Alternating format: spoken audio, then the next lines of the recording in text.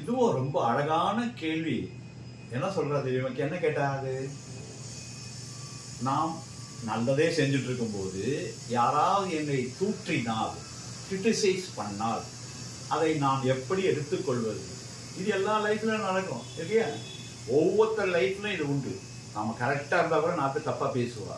அது nature of உலகம், அப்படிதான் இருக்கும். ஓகேவா? அப்ப சாமி என்ன சொன்னார் இதுக்கு அப்படின்னா, பியூட்டிஃபுல்லா சொல்றாரு. எல்லார் உள்ளத்திலையும் நான் நீக்க மர அங்கிங்க நாதப்படி எங்கும் பிரகாசமாய் ஆனந்த சச்சிதானந்த மூர்த்தியாய் நான் இருக்கிறேன் அப்படின்னு சொல்லியிருக்காரு. அப்ப எல்லா இடத்துல சச்சிதானந்த சுரமா உள்ள இருக்கும்போது நம்மளை திட்டினவன், கிரிட்டிசைஸ் பண்ணவன் உள்ளேயும் அவர் தான் இருக்காரு. அவர் என்ன கிரிட்டிசைஸ் பண்ணாரோ அதுலேருந்து லெசன் எடுத்துக்கோ. உன் மேல கள்ளத்துக்கு எரியலன்னா அந்த கல்லை வச்சு பில்டிங் கட்டிடுன்றாரு சாமி.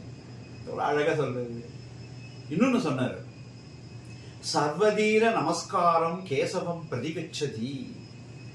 யாருக்கெல்லாம் நீ பெரியவாளை போய் நமஸ்காரம் பண்றியோ அது அவளுக்கு இல்ல, அது என்னை வந்து சேர்கிறது. பாபா சொல்றாரு, எல்லாரோட உள்ளவர் தான் இருக்காரு இல்லையா? எல்லா இடத்திலும் நீக்கமர நிறைந்திருக்கும் பகவான். அப்ப பெரியவங்களை நமஸ்காரம் பண்ணும்போது அது எனக்கு வந்து சேர்கிறது. என்னது? சர்வதீர நமஸ்காரம் கேசவம் பிரதிகச்சதி.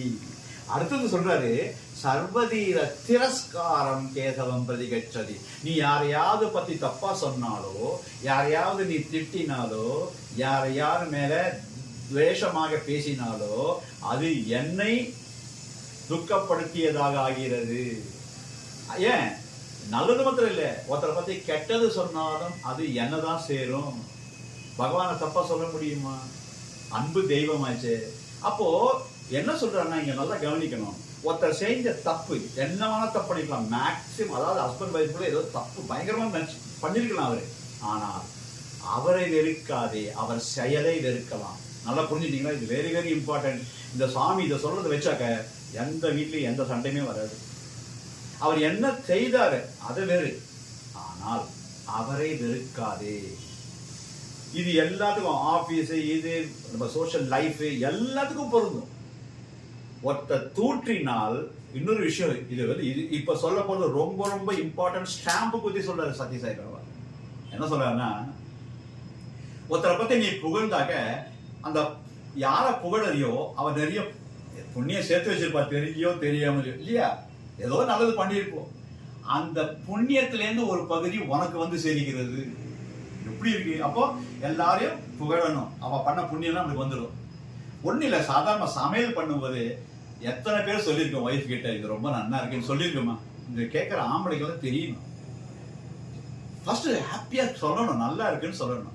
அவ எப்படிப்பட்ட ட்ரெஸ் பண்ணியிருந்தாலும் வந்த உடனே, உனக்கு அழகா ட்ரெஸ் பண்ண சென்ஸ் இருக்குமான்னு சொல்லணும். டெய்லி 2 தடவை குளிக்கலையா கூட பரவாயில்லம்மா, நீ குளிக்காமே ஃப்ரெஷ்ஷா இருக்குமான்னு சொல்லணும். புரிஞ்சுதா? இன்னும் அவங்களுக்கு தான். சோ அதனால எதுவா இருந்தாலும் மற்றவங்களை பத்தி பிரைஸ் பண்ணா அவ புண்ணியம் உனக்கு வந்து செய்கிறது. அதே மாதிரி ஒருத்தரை பத்தி கிரிட்டிசைஸ் பண்ண, கோவப்பட்ட அப்படின்னா அவ ஏதாவது பாவம் செய்திருந்தால் அதை ஒண்ணு வந்து சேருகிறது உங்களுக்குன்றாரு. அப்போ யாராவது அவளை திட்டினா நீங்க என்ன பண்ணணும்? அவளுக்கு கோவில் கட்டி கும்பிடணும். ஆஹா, என்னுடைய கர்மாவை கழித்து விட்டார்னு. எவ்வளோ இந்த கணக்கு தெரியாம உலகத்துல எத்தனை வழக்குகள், கோர்ட்டு கேஸு, போலீஸ் அப்படின்னு எக்க போறோம். சாமி இத கணக்க புரிஞ்சிட்டோம்னா இந்த உலகமே அமைதி பூங்காவாக மாறிவிடும். இதுதான் யார் தூற்றினாலும் அதை எப்படி எடுத்துக்கணும்னா, இன்னொன்னு, ஒரு இப்போ ஒருத்தர் வந்து உங்களை பார்த்து குரங்கு அப்படின்னு திட்டினான்னு வச்சுக்கோங்களேன், அந்த குரங்கு வந்து நம்மளை புரண்டறதா? அவர் யாருக்கு முன்னாடி நம்மளை குரங்குன்னு சொன்னாரு, அதுதான் அவங்க 3 பூதாகரமா வெடிக்கிறது. எவ்வளவு பெரிய தப்பு. இன்னொன்னு சொன்னாரு சாமி, என்ன பார்த்து சாமி சொல்லிக்கிறாரு, புட்டபர்த்தி பாபா தலைமுடி இப்படி இருக்கும், புஷ்ஷியா இருக்கும் இல்லையா, ஆஃப்ரோ ஸ்டைல்ல இருக்கும் ஹேர் இல்லையா, எல்லாரும் பார்த்துருப்பீங்க. அப்போ இல்ல வீடியோவால பார்த்துருப்பீங்க, போட்டோல பார்த்துருப்பீங்க. அவர் சொல்றாரு, யாராவது என்னை பார்த்து மொட்டை தலையா அப்படின்னு திட்டினா நான் கவலைப்பட மாட்டேன், நான் மொட்டை இல்லை. யாராவது என்னை பார்த்து கூட தலையா அப்படின்னு திட்டினாக்கனா நான் கவலைப்பட மாட்டேன்னா அதுதான். என்ன வார்த்தை பாருங்க. ஒருவேளை உங்களை கிரிட்டிசைஸ் பண்றா ஒருத்தர், யாராவது தப்பு, ஏன்னா இப்படி ஸ்லோவா இருக்க, அல்சியா இருக்க, ஒரே சோம்பேறித்தனமா இருக்கேன்னா, எஸ் அவர் சொன்னது கரெக்ட், நான் சோம்பேறியா இருக்கேன், நான் மாத்திக்கணும். அதை வச்சு மாத்திக்க ட்ரை பண்ணு. சப்போஸ் உண்மை தப்பே இல்லை. இப்போ ஃபார் எக்ஸாம்பிள் உங்க பேர் ஃபார் எக்ஸாம்பிள் வச்சுக்கோங்களேன், உங்க பேர் மாலினி, ஆனா அவர் வந்து சாலினின்னு கூப்பிடுவார். திரும்பி பாப்பீங்களா? பார்க்க மாட்டீங்க. நீங்க கரெக்டா இருக்கும்போது யாராவது தப்பா சொன்னா அதுக்கு சம்பந்தம் இல்லைன்னு படிச்சு கொடுங்க. எரும மாட்டு தோல் மாதிரி இருக்கணும். அதான் சத்யசாய் அடிக்கடி சொல்ற வார்த்தை தொன்னபுத்தான்னு. தெலுங்குல தொன்னபுத்தன் என்னது? எரும மாடுன்னு அர்த்தம். வெயிலோ மழையோ எல்லாம் ஒண்ணு.